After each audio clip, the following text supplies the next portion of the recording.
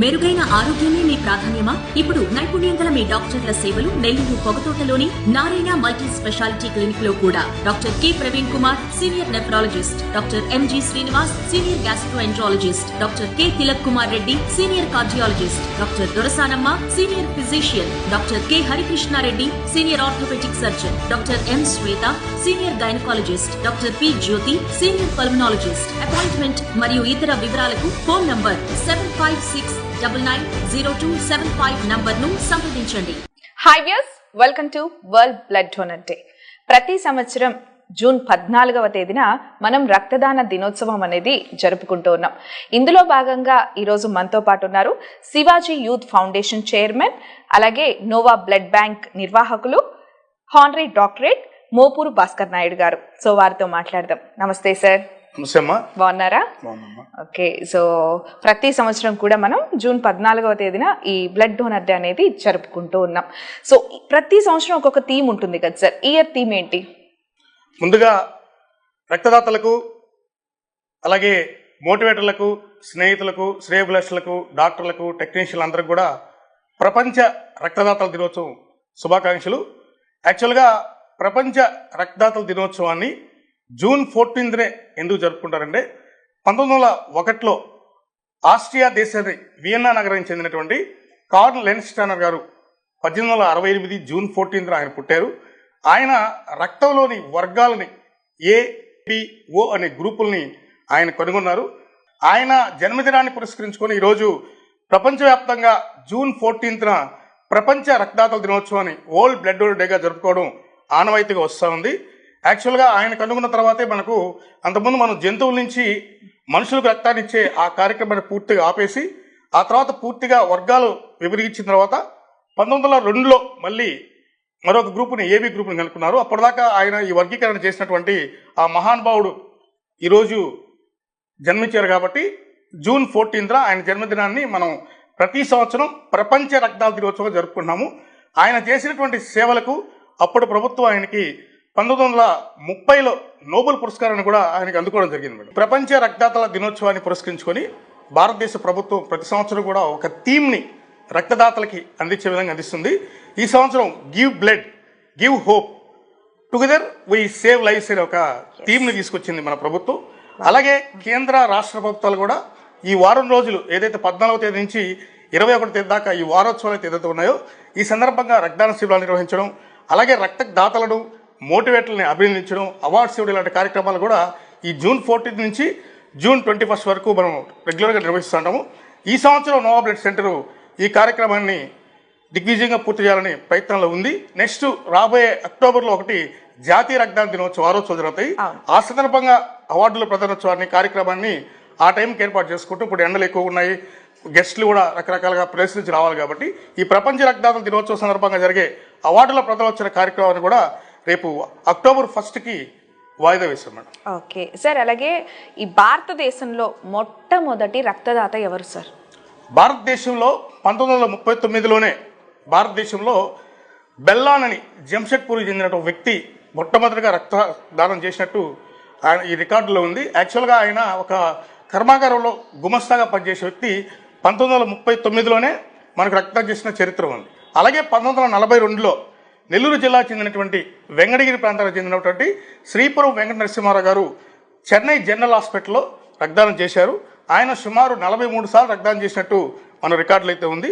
అలాగే పెళ్లకూరు గోపీకృష్ణ గారు ఈ జిల్లా వాసే, ఆయన కూడా దక్షిణ భారతదేశం సంబంధించిన వ్యక్తి, ఆయన కూడా సుమారు 50 సార్లు రక్తదానం చేసినట్టు రికార్డులో ఉంది. అలాగే అల్లూరు గ్రామానికి చెందినటువంటి కాటంరెడ్డి విష్ణువర్ధన్ రెడ్డి గారి తండ్రి గారు కాటంరెడ్డి ఆదినారాయణ రెడ్డి కూడా ఇక్కడ మొట్టమొదటిగా ఈ రక్తదానం చేసిన ఉద్యమంలో ఆయన ఉన్నారు. అలాగే 1979లోనే మన నెల్లూరు జిల్లా రక్తదాతల కిల్లాగా ఒక నమోదు చేసుకున్న పరిస్థితి కనిపిస్తుంది. 1979లోనే మే 27న తెక్కవరపు సుకుమార్ రెడ్డి గారని మహానుభావుడు ఆయన ఈ రక్తదాన ఉద్యమంలో వేల మందికి మార్గదర్శనం నిలిచిన వ్యక్తి మాలాంటి అందరికీ.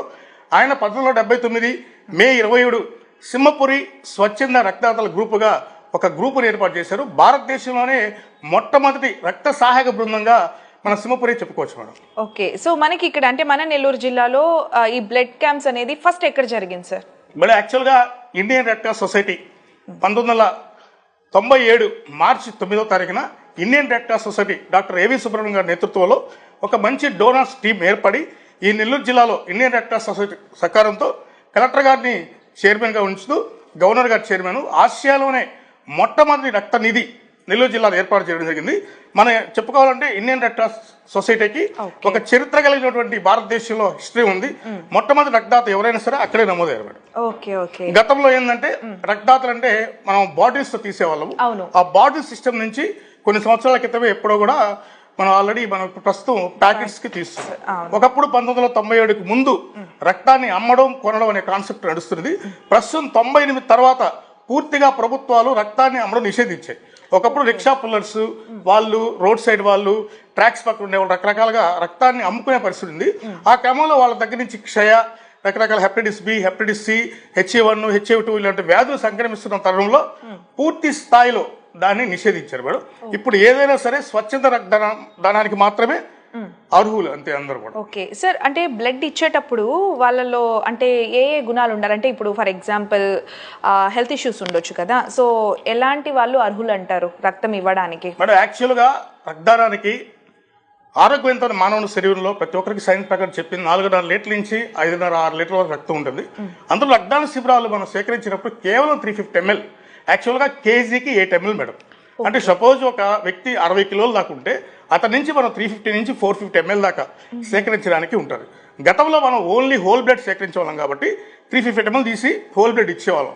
కాలక్రమేణా సాంకేతిక పరిజ్ఞానం బాగా అభివృద్ధి చెందిన తర్వాత రక్తంలోని విడిభాగాలు చేస్తూ ఈరోజు ప్లేట్లెట్స్ రూపంలో తెల్ల రక్త కణాల ప్లేట్లెట్స్గా, ప్లాస్మాగా, అలాగే ప్యాకెట్ సెల్స్గా ఇలా 4 రకాలుగా విభజించి 9కి రక్తాన్ని మనం అందిస్తున్నాం. సాధారణంగా ఆరోగ్యవంతమైన మానవుడు 18 సంవత్సరాలు పూర్తయి 45 కిలోల పైన బరువు కలిగి ఎలాంటి హెల్త్ ఇష్యూస్ లేకుండా రాత్రి బాగా నిద్రపోయి ఉదయాన్నే అల్పాహారం చేసి ప్రశాంతంగా ఉంటే ఖచ్చితంగా రక్తదానం చేయొచ్చు. ఆ మధ్యకాలంలో ఏదైనా జాండీస్ కానీ, మలేరియా కానీ, టైఫాయిడ్ కానీ, కుక్కకాటికి ఇంజక్షన్ ఇచ్చుకోవడం కానీ, ట్యాట్లు వేసుకోవడం కానీ, క్షయ, క్యాన్సర్ ఇలాంటి వ్యాధిగ్రస్తులు పూర్తి స్థాయిలో ఎప్పుడు కూడా రక్తదానం చేయకూడదు. దగ్గర మలేరియా వచ్చింటే 1 year తర్వాత రక్తదానం చేయడానికి అర్హులు. జ్వరాలు అన్నీ కూడా సటన్ ఏదైతే క్యాంప్ నిర్వహిస్తున్నాడో నిర్వాహకులప్పుడు డాక్టర్ గారు పరీక్షించి 12.5 grams హిమోగ్లోబిన్ శాతం ఉంటే పూర్తి స్థాయిలో ఆరోగ్యవంతం ఉన్నటువంటి మానవ శరీరం నుంచి మాత్రమే రక్తాన్ని సేకరిస్తారు. ఓకే సార్, అంటే ఇప్పుడున్న జనరేషన్లో అతి చిన్న వయసులోనే ఇప్పుడు బీపీలు, షుగర్లు అన్నీ చూస్తున్నాం కదా, సో ఈ డయాబెటీస్ ఉన్న వాళ్ళు, బీపీ ఉన్న వాళ్ళు, హార్ట్ ప్రాబ్లమ్స్ ఉన్న వాళ్ళు వీళ్ళు ఇవ్వచ్చు అంటారా? యాక్చువల్గా మనకు ఏదైనా రక్తదాన శిబిరం జరిగేటప్పుడు మనం బీపీ పరీక్ష చేస్తాం. 120/80 అనేది ఖచ్చితంగా ఉండాలి. బీపీ అంతకన్నా పైన తీసుకోకూడదు అంటారు. ఇప్పుడున్న స్ట్రెస్ లో ఒక 10 పాయింట్లు అటు ఇటు ఉన్నా కూడా వాళ్ళు హెల్తీగా ఉండి మాత్రలకు వెళ్లకుండా, అలాగే ఇన్సులిన్ స్థాయికి వెళ్ళిపోయి షుగర్ వ్యాధిగ్రస్తులకు సామాన్యంగా ఏంటంటే మేడం నరము వాళ్ళకి పలుసు పడిపోతుంది కొంచెం. అది ఫ్యూచర్లో ఏంటంటే ఏదైనా హోల్ వేసినప్పుడు ఆ గాయం మాందేమో మనకు భయం. రెండోది ఏంటంటే వాళ్ళకి హిమోగ్లోబిన్ శాతం అప్ అండ్ డౌన్ చేస్తూ ఉంటుంది. ఎక్కువ సాధారణ స్థితిలో ఎక్కువ మందికి హిమోగ్లోబిన్ శాతం తగ్గిపోద్ది. వాళ్ళకి సరిపోయే హిమోగ్లోబిన్ శాతం ఉన్నప్పుడు మనం తీసుకోకూడదు అనే ఉద్దేశం తీసుకోం. కానీ షుగర్ వ్యాధి వల్ల వేరే వాళ్ళకి సంక్రమించేది లేదు, బీపీ ఉన్న పేషెంట్లో తీసుకుంటే వేరే విధంగా సంక్రమించలేదు. At the same time blood pressure ఎక్కువగా ఉన్నప్పుడు మనం బ్లడ్ తీస్తే ఆ టెంపరేచర్ పెరిగి ఏదైనా హార్ట్ ప్రాబ్లం వస్తుందేమో అని మనం తీసుకోము. వాళ్ళు మెడికేషన్ ఉన్నప్పుడు ఎప్పుడు కూడా రక్తదానం చేయకపోవడం చాలా మంచిది. ఓకే, అలాగే రక్తదానం చేసిన దాని వల్ల కలిగే ఉపయోగాలు ఏంటి సార్? మేడం యాక్చువల్గా రక్తదానం ప్రతి 3 నెలలకు ఒకసారి చేయడం వల్ల కొత్త రక్తం వచ్చినప్పుడు చాలా హెల్తీగా ఉంటుంది. మనం ఇచ్చినా ఇవ్వకపోయినా ఎర్ర రక్త కణాలు అనేది మన ఒంట్లో 120 రోజులకు చనిపోతాయి మేడం. వాటి జీవితకాలం 120 రోజులు. తెల్ల రక్త కణాలు 7 నుంచి 72 గంటలు ఉంటాయి. ప్లేట్లెట్స్ 5 రోజుల దాకా బ్లడ్ బ్యాంకులో ఉంటుంది. అదే ప్లాస్మా అయితే -40లో ఇంచుమించు 1 year, -80లో 5 years ప్లాస్మాని మనం ఉంచుతాం. ఈ ఇచ్చేటువంటి ఏదైతే చనిపోతున్నట్టు ఎర్ర రక్త కణాలని మరొకరు దానం చేయడం వల్ల వచ్చే నష్టం లేదు. అలాగే ఐరన్ లెవెల్స్ రెగ్యులర్గా వాళ్ళకి కరెక్ట్గా ఉంటాయి. నెక్స్ట్ ఆకలి కరెక్ట్గా వేస్తుంది. హృదయం సంబంధించినటువంటి వ్యాధులు కూడా వాళ్ళకి సంక్రమించడానికి చాలా తక్కువ ఛాన్స్ ఉంటుంది. బీపీ, షుగర్కి త్వరగా ముందుకెళ్ళే ఛాన్స్ లేకుండా చాలా హెల్తీగా ఉంటారు. బ్లడ్ ఇవ్వడం వల్ల ఆ రోజు నిద్ర కానీ, నెక్స్ట్ ఆకలి వేయడం కానీ, హెల్తీగా ఉండడం కానీ, కొత్త రక్తం వచ్చినప్పుడు చాలా హుషారుగా ఉంటారు మేడం. ఓకే సార్, ఈ ఆల్కహాల్, ఈ సిగరెట్ ఇవన్నీ తాగుతున్నారు చాలా మంది ఇప్పుడు యూత్, సో వీళ్ళు అసలు రక్తం ఇవ్వడానికి అర్హులేనా? మేడం యాక్చువల్గా అయితే అంటే బ్లడ్ ట్రాన్స్ఫ్యూజన్ మెడిసిన్ ప్రకారం చెప్పే డాక్టర్స్ పెద్ద హాల్లో చెప్పింది ఏంటంటే 72 hours ఎలాంటి ఆల్కహాల్ తీసుకున్న వాళ్ళు 72 గంటలు ఇవ్వకూడదు అనేది చెప్పింది వాస్తవం. ఓకే, సో ఎన్ని బ్లడ్ గ్రూప్స్ అనేది ఉన్నాయి సార్? మేడం రక్తంలో 4 బ్లడ్ గ్రూపులు అనేది సాధారణంగా మానవ మనుగడలో ఉన్నట్టు గ్రూపులు. అలాగే అంటే అప్పుడప్పుడు లక్షల్లో ఒకరికి వచ్చేది ఏంటంటే బాంబే ఫినోటైప్ గ్రూపు. ఈ గ్రూపులో ఏంటంటే సాధారణ గ్రూపుల్లో ఏ, బి, ఏబి, ఓ ఇలా 4 రకాల గ్రూపులు ఉంటాయి మేడం రక్తంలో. ఈ 4 రకాల గ్రూపులు ఏంటంటే ఏ గ్రూపు సంబంధించిన వాళ్ళు ఆ గ్రూపు వస్తారు. అలాగే అంతర్జాతీయంగా వీటికి అప్పట్లోనే ఒక రంగులు వర్ణాలు పెట్టారనమాట.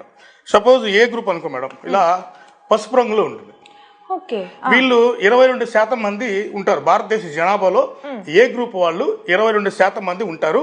వాళ్ళకి సంబంధించిన కలరు పసుపు, ఎల్లో, పసుపు. అలాగే బి గ్రూప్ సంబంధించినటువంటి గ్రూప్ వచ్చేసి ఇలా ఆరెంజ్, పింక్ లా ఈ సంకేతాన్ని ఇచ్చింది. ఇది అంతర్జాతీయ మన వర్ణం ఇది.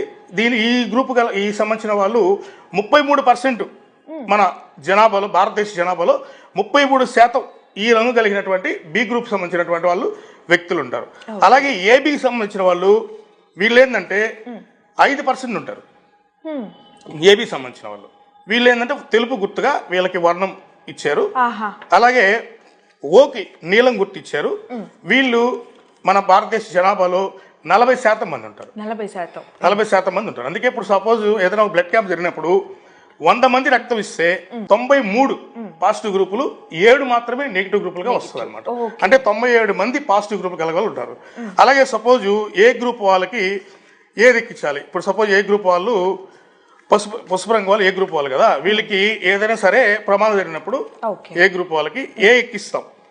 ఏదైనా ఎమర్జెన్సీ వచ్చి అసాధారణ పరిస్థితుల్లో పేషెంట్ చనిపోతారని ఇబ్బంది పడేటప్పుడు డాక్టర్ల ప్రిస్క్రిప్షన్తో మనం ఏం చేస్తామంటే ఓ నెగిటివ్లోని ప్యాకెట్ సెల్స్ వాళ్ళకి ఇస్తాం. అలాగే బి గ్రూప్ వాళ్ళు ఉన్నారు, బి గ్రూప్ వాళ్ళకి బి గ్రూప్నే ఇస్తాం. అసాధారణ పరిస్థితుల్లో ఏదైనా ప్రాబ్లం వచ్చితే ఓ నెగిటివ్ ప్యాకెట్ సెల్స్ వీళ్ళకి కూడా ఇస్తాం. అలాగే ఏబి వాళ్ళు ఉన్నారు, వీళ్ళకి ఏ నుంచి ఇస్తాం, అవసరం బి నుంచి ఇస్తాం, ఏబి నుంచి ఇస్తాం, ఓ నుంచి కూడా ఇస్తాం. అలాగే సపోజ్ ఓ ఉన్నారు, వీళ్ళు మాత్రం ఓని స్వీకరిస్తారు. Next at the same time ఏంటంటే ఎవరికైనా అవసరమైనప్పుడు ఓ నెగిటివ్ లోని ప్యాకెట్ సెల్స్ ఎక్కిస్తాం కాబట్టి వీళ్ళు విశ్వ సహాయకుడు, యూనివర్సల్ డోనర్ గా పేరు పొందారు ఓ. అలాగే ఏబి వాళ్ళు ఏ రక్తమైనా తీసుకుంటారు ఎవరిదైనా, అందుకని వీళ్ళు యూనివర్సల్ రిసిపెంట్, విశ్వ స్వీకర్తగా గుర్తింపు పొందారు. అది మేడం పరిస్థితి. ఓకే సార్, బ్లడ్ అనేది అసలు ఎవరికి అవసరం, ఎందుకు అవసరం అంటారు? మేడం రక్త అవసరాలు తీసుకుంటే ఈరోజు పెరుగుతున్న జనాభా కొద్దీ మన భారతదేశం 140 కోట్ల జనాభా దాటింది. యాక్చువల్గా రక్తదాతలు సంఖ్య 1% కంటే దాటం. అంటే మన అవసరాల కంటే కూడా రక్తాన్ని తక్కువగా సేకరిస్తున్నాం. యాక్చువల్గా పెరుగుతున్న జనాభా కొద్దీ, పెరుగుతున్న వాహనాల కొద్దీ, రోగాల కొద్దీ, పెరుగుతున్న హాస్పిటల్ అవసరాలకి, వీటన్నిటికి కూడా ఏంటంటే ప్రతి దానికి కూడా ఈరోజు రక్తం అవసరమైంది. సపోజ్ ఒక గర్భిణీ స్త్రీ సాధారణ పరిస్థితుల ముందు ఏంటంటే పల్లెటూరులో ఫ్రీ డెలివరీ చేసేవాళ్ళు, అక్కడ రక్తం అవసరం లేకుండా పోయేది. ప్రస్తుతం ఏంటంటే ఒక గర్భిణీ స్త్రీ హాస్పిటల్కి వచ్చిన తర్వాత ప్రసవ సమయంలో ఒక్కసారి 3 ప్యాకెట్లు 4 ప్యాకెట్లు కూడా ప్యాకెట్ సెల్స్ రాస్తున్నారు. అంటే వాళ్ళు తీసుకున్న ఆహార లోపం వల్ల, ప్రస్తుతం ఆహారం కూడా కలుషితం అవడం వల్ల, రకరకాల కారణాల వల్ల, పూర్తి స్థాయిలో ఐరన్ లోపం వల్ల వాళ్ళకి రక్తాన్ని ఎక్కిస్తున్నాం. అలాగే రక్తహీనత, అనీమియా అనే పేషెంట్ వస్తారు. వాళ్ళకి రక్తం 6%, 7% ఉంటుంది. వాళ్ళకి చూసుకుంటే కనుక వాళ్ళ బంధువులు ఎవరు రక్తం ఇచ్చేవాళ్ళు ఉండరు. అలాంటి సందర్భంలో పూర్తి స్థాయి బాధ్యత రక్తం తీసుకొని రక్తదానం చేయాల్సిన పరిస్థితి ఉంటుంది. అలాగే రోడ్డు యాక్సిడెంట్ జరిగే ప్రమాదాలు, ఎక్కడి నుంచో మహారాష్ట్ర నుంచి బయలుదేరిన ఒక వ్యక్తి కరెక్ట్గా రేణిగుంట జంక్షన్కి వస్తే యాక్సిడెంట్ అవుతుంది. సపోజ్ తిరుమలకి వెళ్ళే పరిస్థితి ఉంటుంది పాపం. అలాంటి వాళ్ళు ట్రామాలో వెళ్ళి రుయా హాస్పిటల్లోనో, ప్రభుత్వ హాస్పిటల్లోనో, ఇంకొక ఆర్గనైజ్ బ్లడ్ బ్యాంక్, పరిసర ప్రాంత బ్లడ్ బ్యాంక్ హాస్పిటల్లో చేరుతారు. వాళ్ళందరికీ రక్తం ఎవరు ఇవ్వాలి? వాళ్ళ బంధువులు, వాళ్ళు ఆల్రెడీ స్ట్రెస్లో ఉంటారు. అలాగే హృదయ సంబంధిత రోగులు, ఈరోజు హార్ట్ ఆపరేషన్ ఎన్ని అవుతున్నాయి. గతంలో హార్ట్ ఆపరేషన్ చేసినప్పుడు 1 or 2 యూనిట్స్ వాడేవాళ్ళు. ఈ రోజు ఒక హార్ట్ ఆపరేషన్ హార్ట్ ఓపెన్ చేయాలంటే ముందుగానే రక్తనిధికి ఒక ప్రిస్క్రిప్షన్ పంపిస్తారు. ఏమనంటే ఈరోజు మేము ఆపరేషన్ పెట్టుకుంటున్నాము, వీళ్ళకి ప్యాకెట్ సెల్స్ 4 కావాలి, ప్లాజ్మా 2 కావాలి, ప్లేట్లెట్స్ 2 కావాలని చెప్పి 8 ప్యాకెట్స్ ఇస్తారు. వాళ్ళు ఏం చెప్తారు, ఆ వచ్చినటువంటి పేషెంట్ బంధువులు, మేమే చాలా రోజు హాస్పిటల్లో ఉన్న వాళ్ళతో కూడా వాళ్ళు సిక్ అయిపోయారు, మేము కూడా సిక్ అయిపోతే మా పరిస్థితి ఏందని వాళ్ళు రక్తదానానికి ముందుకు రారు. అలాంటి సందర్భాల్లో ఏం చేయాలి? రక్తనిధిలో బాధ్యత తీసుకొని ఆ పేషెంట్కి సంబంధించాల్సిన అవసరం కూడా ఉంది. అలాగే మనం రెగ్యులర్గా మనం చెప్పుకుంటూ ఉంటాం, ఈరోజు తలసీమియా అనే వ్యాధిగ్రస్తులు. ఈ చిన్నారుల పరిస్థితి ఏంటంటే వాళ్ళకి మనం ఏదైతే ఒక వాహనం ఇంధనం పోస్తే ముందుకెళ్తుందో ఇంధనం దారిలో అయిపోద్ది. అలాగే వీళ్ళ పరిస్థితి కూడా ఎలా ఉంటుందంటే తలసీమియా చిన్నారుల పరిస్థితి ప్రతి 15 రోజులకో నెలకు ఒకసారి వాళ్ళు 2 సార్లు రక్తాన్ని ఎక్కిస్తేనే వాళ్ళు జీవన విధానంలో ముందుకు వెళ్ళగలుగుతారు. వాళ్ళకి రక్తదానమే కాదు, జీవన దానం అంతే వాళ్ళకి. ఎందుకంటే వాళ్ళకి బోన్ మ్యారోలో రక్తం తయారు కాదు. అసలు మనిషిలో రక్తం యొక్క పాత్ర ఏంది?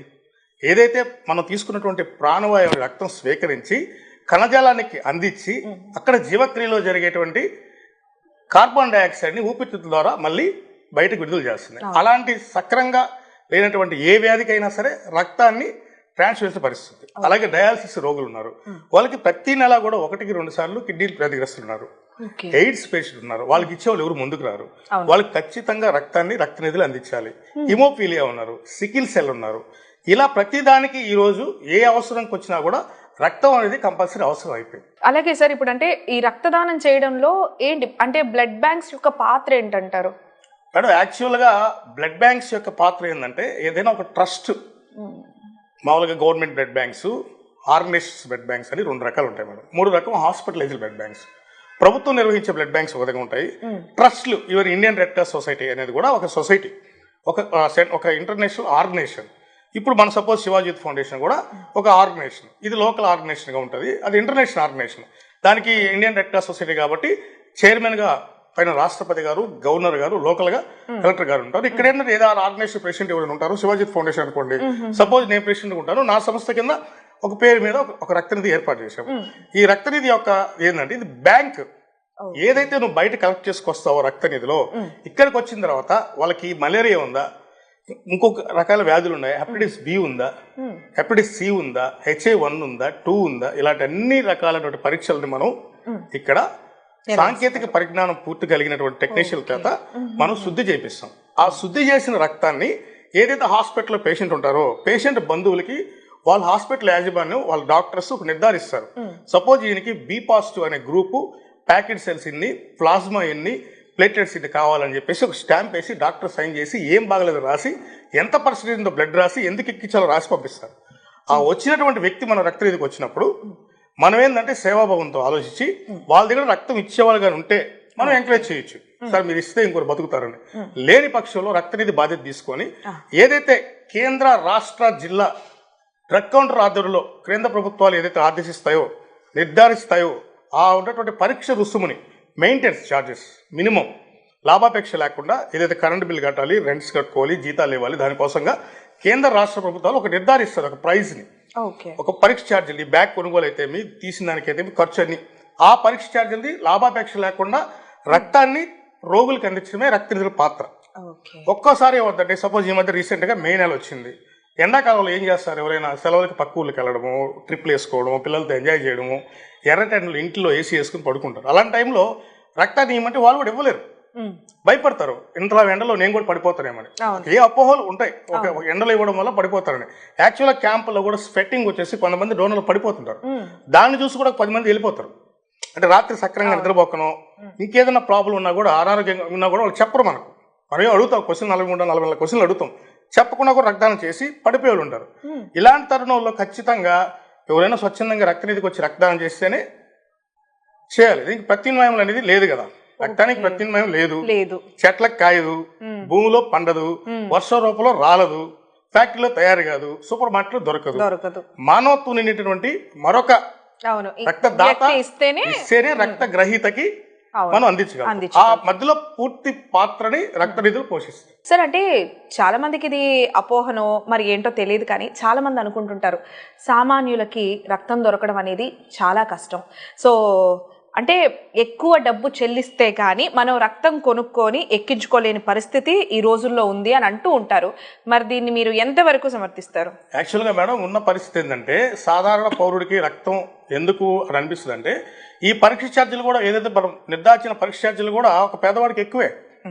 కానీ కేంద్ర రాష్ట్ర ప్రభుత్వాలు ఈ రక్తనిధుల మనుగడ కొనసాగించాలంటే రన్నింగ్ లో రక్తానికి రక్తం ఫ్రీ మేడం. మేము మీ దగ్గర నుంచి రక్తాన్ని మేము స్వీకరిస్తున్నాము, రక్తనిధి కూడా ఫ్రీ చేయాల్సిన బాధ్యత ఉంది. ఈ మీ దగ్గర స్వీకరించిన రక్తానికి మా దగ్గర పెట్టుకున్న తర్వాత మధ్యలో జరిగే ఈ పరీక్ష ఛార్జీలకు మాత్రమే, ఈ ల్యాబ్ ఛార్జెస్ కి మాత్రమే తీసుకోమని చెప్తుంది. ఇది ఎవరి ఇష్ట ప్రకారం బ్లడ్ బ్యాంక్ తీసుకోవడానికి ఎలాంటి అర్హత లేదు. అలాంటి వాళ్ళు ఎప్పటికైనా శిక్షార్హులే. ఏదైనా సరే ఇండియన్ రెడ్ క్రాస్ సొసైటీకి అయినా, గవర్నమెంట్ బ్లడ్ బ్యాంక్ అయినా, ఆర్గనైజేషన్ బ్లడ్ బ్యాంక్ అయినా రాష్ట్ర ప్రభుత్వం కేంద్ర ప్రభుత్వం నిర్ధారించిన పరీక్ష మీద తీసుకోవాలి. ఆ పరీక్ష కూడా ఎక్కువ అనిపించినప్పుడు వాళ్ళు గవర్నమెంట్ హాస్పిటల్ ఉంటారు. Government hospital patient in case Noah blood సెంటర్కి వస్తే వాళ్ళు బ్లడ్ డొనేట్ చేస్తే నేను టోటల్ ఫ్రీగా అని చెప్పున్నాను. ఆల్రెడీ అదే ఆదేశాల మీద ఫ్రీగా ఇస్తారు. అట్ ద సేమ్ వాళ్ళ ప్లేట్లెట్స్ కావాలి మా బ్లడ్ బ్యాంక్ వస్తే కూడా ఎనీ ప్రైవేట్ హాస్పిటల్ కూడా వాళ్ళు డోనర్ ఉంటే ఫ్రీగా అని చెప్పున్నాం. అలాగే ప్లాస్మా కూడా ఇక్కడికి వచ్చి బ్లడ్ డొనేట్ చేస్తే ఫ్రీగా అని చెప్పారు. రాష్ట్రంలోనే మన రక్తనిధి ఇలా డొనేట్ చేస్తే కూడా వాళ్ళు ఎంకరేజ్ చేయాలని ఉచితంగా దాన్ని కూడా మనం ప్రాసెస్ ఛార్జ్ కూడా ఆపుకొని కూడా ఇస్తున్నాం. మనం ఎంత చేయాలో అది చేస్తాం మేడం. అలాగే క్యాంప్స్ లో ఏదైతే ఉందో క్యాంప్స్ లో మనం కలెక్ట్ చేసినటువంటి రక్తాన్ని ఇక్కడ శుద్ధి చేసి మన బ్యాగ్ తోనే ఏదో 30% మనం గవర్నమెంట్ హాస్పిటల్కి అందిస్తాం. వాళ్ళకి సపోర్ట్ చేయాలని అది టోటల్ ఫ్రీ ఆఫ్ కాస్ట్ తో మనం వాళ్ళకి అందిస్తాం. అది గవర్నమెంట్ రక్తనిధిలో పెట్టుకొని అక్కడ పేషెంట్కి ఎక్కిస్తారు లాభాపేక్ష లేకుండా. వాళ్ళు కూడా అక్కడ రక్తం తిరిగి వాళ్ళు తెచ్చుకోలేరు కాబట్టి వాళ్ళు డొనేట్ చేయించుకొని వాళ్ళు ఇస్తారు. అంతేగాని దీన్ని అమ్ముకోవడం కొనడం అనే కాన్సెప్ట్ ఎక్కడ కూడా లేదు. ఇప్పుడు గత సంవత్సరంతో తీసుకుంటే ఈ సంవత్సరం అంటే ఎక్కువ మంది పెరుగుతున్నారా రక్తదాతలు, లేదంటే తగ్గుతున్నారంటారా? వాస్తవంగా గతంలో పోల్చుకుంటే కనుక రక్తదాతలు వృద్ధం చాలా పెరిగాయి మేడం. గతంలో జన విజ్ఞాన వేదిక చేసినటువంటి ఎన్నో శాస్త్రీయటువంటి సాంకేతిక పరిజ్ఞానంలో వాళ్ళు ఎన్నో కూడా రక్తదాన శిబిరాలు రక్త సహాయ బృందాలుగా ఏర్పడి వాళ్ళు చాలా మొబిలైజ్ చేశారు. వాళ్ళ తర్వాత ఈరోజు సినిమా హీరోల ప్రభావితంతో కూడా రక్తదాతలు చాలా ముందుకు వస్తున్నారు. అలాగే విద్యార్థి సంఘాలు, యువజన సంఘాలు, మహిళా సంఘాలు, ఫ్యాన్స్ అసోసియేషన్స్, కళాశాలలు వీళ్ళందరూ కూడా ఈరోజు రక్తానికి ముందుకు వస్తున్నా కూడా పెరుగుతున్నటువంటి వ్యాధుల కొద్దీ రక్తాన్ని ఆ స్థాయిలో మనం స్వీకరించలేకపోతున్నాం. రక్తదాతల సంఖ్య ఈ రోజు సగటున భారతదేశంలో ఈ రోజు కూడా మన పేపర్లో కనుక వీటిలో కనుక చూస్తే కనుక 140 కోట్ల మంది జనాభా కలిగిన మన భారతదేశంలో 1% మంది రక్తదానం చేస్తున్నారు. ఈ సంఖ్య 10కో 15 పెరిగితే రక్త కొరత లేని ఒక సమాజ నిర్మాణంలో అందరూ భాగస్వాములు కాగలిస్తే రక్త కొరత లేదని మనం చేయొచ్చు. సార్, అలాగే ఈ రక్తదాన విధానంలో ఆటోలెగిస్ అంటే ఏంటి? అసలు కొత్తగా వింటున్నాం ఈ మాట. ఆటోలెగిస్ సిస్టమ్ ఏంటంటే మేడం, ఇప్పుడు దాకా మనం ఏదైనా రోగి ఒక హాస్పిటల్ చేరినప్పుడు రక్తాన్ని దించి ఇస్తూ ఉంటాం. అలా కాకుండా ఒక నెల క్రితం మీకు సపోజ్ ఒక పేషెంట్కి ఒక 40 days తర్వాత సర్జరీ ఉంది. ఆ పేషెంట్ రక్తదానానికి అర్హుడు. ఆయన వచ్చి సర్టన్ బ్లడ్ బ్యాంక్ రక్తదానం చేస్తాడు. రక్తదానం చేసి నాకు 40 days ఆయన రక్తం నిల్వ ఉంటుంది కాబట్టి ఈ రక్తాన్ని ఉంచండి, నేను 15-20 రోజులు హాస్పిటల్లో చేరుతున్నాను, నా రక్తాన్ని నాకు ఇవ్వమంటాడు. అది చాలా సందర్భాల్లో జరగదు, కొద్ది మంది మాత్రం జరుగుతుంది అనమాట. ఈ ఆటోలెగిస్ సిస్టమ్ వాళ్ళ రక్తాన్ని వాళ్ళకే శుద్ధి చేసి తిరిగి అందించడం అనేది ఆటోలెగిస్ సిస్టమ్ లో ఉన్నటువంటి ఇదన్నమాట. ఒక రక్తం దానం చేసిన తర్వాత అంటే ఆ రక్తాన్ని ఒక్కరికే ఉపయోగిస్తారా, లేదంటే అంటే పలువురికి ఉపయోగించే అవకాశం ఉంటుందంటారా? గతంలో టెక్నాలజీ డెవలప్ కానీ అప్పుడు మనం ఏం చేస్తామంటే హోల్ బ్లడ్ ఫస్ట్ మన రక్తాన్ని తీసినప్పుడు హోల్ బ్లడ్ అంటారు మేడం. అప్పుడు ఆ హోల్ బ్లడ్ మాత్రమే ఇచ్చాం. శాస్త్ర సాంకేతిక పరిజ్ఞానం పెరిగిన తర్వాత దీన్ని ఏంటంటే విడి భాగాలు 4 భాగాలుగా తయారు చేసే పరిస్థితి వచ్చింది రక్తాన్ని. సపోజ్ హోల్ బ్లడ్ లో నుంచి ఎర్ర రక్త కణాలు, తెల్ల రక్త కణాలు, ప్లేట్లెట్స్, ప్లాస్మా రూపంలో మనం వివిధ రకాలుగా సేకరిస్తాం. అలాగే సింగిల్ డోనార్ ప్లేట్లెట్స్ అని కూడా ఒక కొత్త సిస్టమ్ వచ్చింది. గత కొన్ని సంవత్సరాలు రన్ అవుతుంది. గతంలో లేదు అది. ఇప్పుడు రీసెంట్గా 2015 ఆ ప్రాంతం నుంచి మన నెల్లూరు జిల్లాలో కూడా స్టార్ట్ అయింది. అదేంటంటే ఇంతకుముందు ప్లేట్లెట్స్ అంటే రక్తంలో నుంచి మనం ఏదైతే ఒక 450 ml బ్లడ్ ఇస్తే ఆ బ్లడ్ లో నుంచి తీసి ఒక 50-60 ml ఇచ్చేవాళ్ళు కేవలం. అది దాంట్లో నుంచి అలా ఏమైందంటే ఒక పేషెంట్ కి సుమారు 10 ప్యాకెట్లు అవసరం అయితే 10 మంది రక్తదానం చేసి వచ్చేది. ఇప్పుడు ఆ సిస్టమ్ నుంచి ఈ టెక్నాలజీ డెవలప్ అయిన తర్వాత ఏం చేస్తున్నారంటే సింగిల్ డోనార్ ప్లేట్లెట్స్ అని ఒక విధానంలో మనం ఏం చేస్తామంటే ఒక డోనర్ అన్ని టెస్టులు చేసిన తర్వాత సుమారు ఆయన ఆరోగ్యం బాగుండి 60 కిలోల పైన బరువు కలిగి ఆయన హెల్త్ కండిషన్ అంతా బాగుంటే 12.13 grams నుంచి మించి హిమోగ్లోబిన్ ఉంటే ఆయనకి ప్లేట్లెట్స్ 2.5 లక్షల పైన కానీ ఆయన కౌంట్ కానీ వస్తే ఆయన దగ్గర నుంచి మనం సింగిల్ డోనార్ ప్లేట్లెట్స్ స్వీకరిస్తాం. దీని సిస్టమ్ ఏంటంటే ఒక మిషన్ ఆయన రక్తం దానం చేసేటప్పుడు 2.5 లీటర్ దాకా రక్తాన్ని తీసుకొని సర్క్యులేట్ చేసుకొని దానికి కావాల్సినటువంటి ప్లేట్లెట్స్ మాత్రమే తీసుకొని మిగతా రక్తాన్ని ఆయన ఒంట్లోకి ఎక్కించేస్తారు. సాధారణంగా రక్తదానం చేసిన తర్వాత 3 నెలల దాకా రక్తం ఇవ్వకూడదు. కానీ ప్లేట్లెట్స్ కానీ ప్లాస్మా కానీ రక్తదానం చేయవలసిన వాళ్ళు ప్రతి 15 రోజులు కూడా ఒకసారి రక్తదానం చేయొచ్చు. అలాంటి సిస్టమ్ ఉంది కాబట్టి ఇప్పుడు చాలా వరకు పేషెంట్లు సర్వైవ్ అయిపోతారు. ఇంకోటి ఏంటంటే ప్లేట్లెట్స్ వాళ్ళకి ఇంచుమించు 250-260 ml వస్తుంది కాబట్టి ఒక్కసారిగా పేషెంట్ రికవరీ త్వరగా అవుతాడు, హాస్పిటల్ బిల్స్ తగ్గుతాయి, ఇతను ఒంట్లో కూడా పర్ఫెక్ట్ గా ఇది వస్తుంది మరి శక్తి వస్తుంది. శక్తి వస్తుంది. Okay, so right sir. So ఈ వరల్డ్ బ్లడ్ డోనర్ డే సందర్భంగా సో చక్కటి మంచి విషయాలు అనేది మీరు మాతో షేర్ చేసుకున్నారు.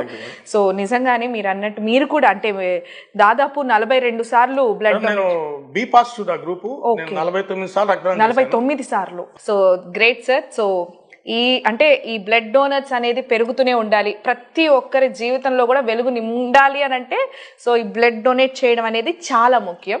సో వన్స్ అగైన్ మా తరపు నుంచి మీకు ధన్యవాదాలు సార్. అందరికీ మేడం జిల్లా వాసులు కోరేది ఏంటంటే ప్రతి ఒక్కరు కూడా కనీసం వాళ్ళ పుట్టినరోజు నాడు పెళ్లి రోజు నాడని రక్తదానం చేస్తే ఈ రక్త కొరత లేని ఒక సమాజ నిర్మాణంలో వాళ్ళందరూ భాగస్వాములు అవుతారు. అలాగే ప్రపంచ రక్తదాతల దినోత్సవాన్ని పురస్కరించుకొని నెల్లూరు జిల్లా రక్తదాతలకు, మోటివేటర్లకు, స్నేహితులకు, శ్రేయోభిలాషులకు, డాక్టర్లకు, టెక్నీషియన్లకు, సాంకేతిక సిబ్బంది అందరికీ కూడా ప్రపంచ రక్తదాతల దినోత్సవ శుభాకాంక్షలు. Thank you so much. So viewers చూశారు కదా, రక్తదాత ప్రాణదాత విధాత. రక్తదానం చేయండి, నలుగురి జీవితంలో వెలుగులు నింపండి. ఇది వాటి వరల్డ్ బ్లడ్ డోనర్ డే సందర్భంగా ప్రత్యేక కార్యక్రమం. మరో ప్రత్యేక కార్యక్రమంతో మళ్ళీ కలుద్దాం. అంతవరకు సెలవు, నమస్కారం.